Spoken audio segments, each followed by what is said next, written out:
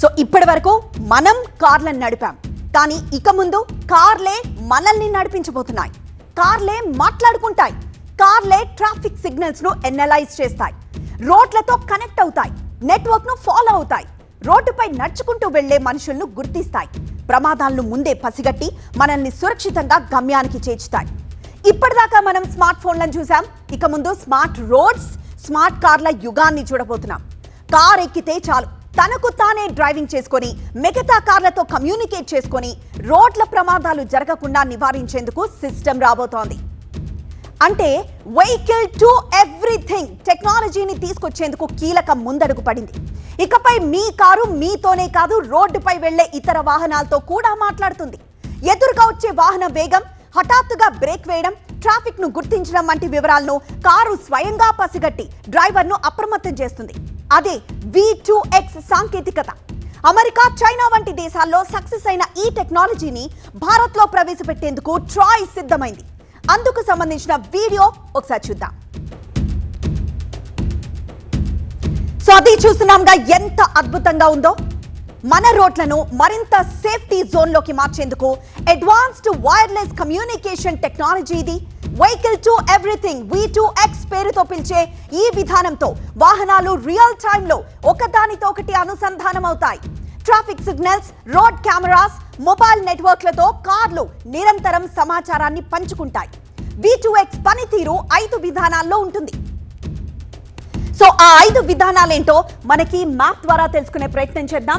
So ఆ 5 phases are 5 stages మనం చూద్దాం. సో ఈ 5 విధానాలు మ్యాప్ లో మనం చూస్తున్నాం. ఇది సాధారణ రోడ్డు కాదు, ఇది భవిష్యత్ ట్రాన్స్పోర్ట్ ప్రపంచం. సో మీరు ఇక్కడ చూస్తున్న ఇమేజ్ లో కారు చుట్టూ ఉన్న సిగ్నల్స్ సాధారణ వైఫై తరంగాలు కాదు, ఇది రోడ్డు భద్రత కోసం కార్లు పంపుకునే డేటా. సో మనం ఈ వెహికల్స్ చుట్టూ చూస్తున్న ఈ రౌండ్ షేప్ అన్నీ కూడా జస్ట్ కార్లు పంపుకునే డేటా, వాళ్ళు షేర్ చేసుకుంటున్న data. So number one V2B vehicle to vehicle అంటే ఒక కారు మరో కారుతో మాట్లాడుతుంది.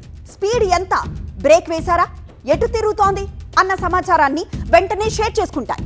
దీంతో యాక్సిడెంట్లు తగ్గుతాయి, ట్రాఫిక్ స్మార్ట్ గా మారుతుంది. ఇక second one V2I vehicle to infrastructure. Car నేరుగా ట్రాఫిక్ సిగ్నల్స్ తో మాట్లాడుతుంది. సిగ్నల్స్ ఎప్పుడు మారుతుంది, ముందు ట్రాఫిక్ జామ్ ఉందా, రోడ్డు వర్క్ జరుగుతుందా అన్న అలర్ట్స్ ముందే డ్రైవర్ కు చేరుతాయి. ఇక నెంబర్ 3 వచ్చేసరికి RSU రోడ్ సైడ్ యూనిట్. ఇది ఇక్కడ రోడ్డు పక్కన కనిపిస్తోంది ఈ చిన్న డివైస్. సో RSU అంటారు దీన్ని. ఈ చిన్న డివైస్ మనం చూస్తున్నాం కదా, అది RSU అంటే రోడ్ సైడ్ యూనిట్. ఇవి రోడ్డు పరిస్థితులపై రియల్ టైం సమాచారం కార్లకి పంపుతూ ఉంటాయి. అండ్ నెక్స్ట్ వచ్చేసరికి V2N ఫోర్త్ వన్ V2N అంటే వెహికల్ టు నెట్వర్క్. కారు నేరుగా ఇంటర్నెట్, క్లౌడ్ నెట్వర్క్లతో కనెక్ట్ అవుతుంది. Live traffic updates, HD maps, software updates అన్ని ఆటోమేటిక్ గా వచ్చేస్తాయి. ఇక next and final one V2P fifth one vehicle to pedestrian. ఇది అంటే రోడ్డు దాటుతున్న వ్యక్తిని కారు ముందే గుర్తిస్తుంది. ప్రమాదం జరిగే అవకాశం ఉంటే వెంటనే అలర్ట్ ఇస్తుంది.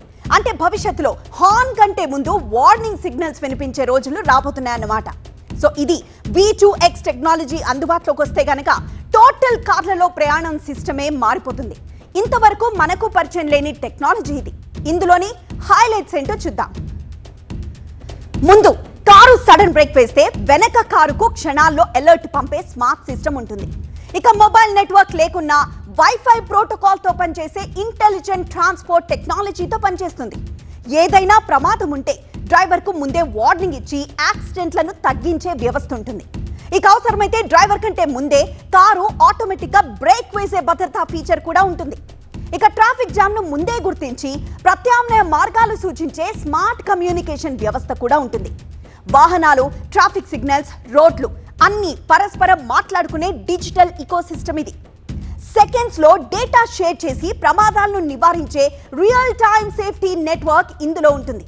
సో ఈ టెక్నాలజీ అందుబాటులోకి వస్తే ముఖ్యంగా రోడ్డు ప్రమాదాలను 100కు 100% తగ్గించొచ్చు అంటున్నారు నిపుణులు. యాక్సిడెంట్స్ కు పూర్తిగా చెక్ పెట్టొచ్చు, ట్రాఫిక్ జామ్లు తగ్గుతాయి, ఇంధన వృధా గణనీయంగా తగ్గుతుంది, పొల్యూషన్ కంట్రోల్లోకి వస్తుంది, ప్రయాణ సమయం కూడా తగ్గుతుంది. ఇక డ్రైవింగ్ మరింత సురక్షితంగా మారుతుంది.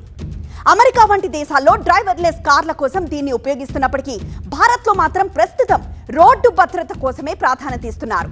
నిబంధనలు ఉల్లంఘించే వారిని పట్టుకోవడం కూడా ఈ టెక్నాలజీతో సులువవుతుంది. ట్రాయ్ షెడ్యూల్ ప్రకారం జూన్ నెలాఖరు కల్లా సంప్రదింపుల ప్రక్రియ ముగియనుంది. జూలై నుండి ఈ టెక్నాలజీని కార్లలో ఇన్బిల్ట్ గా చేసే దిశగా అడుగులు పడనున్నాయి.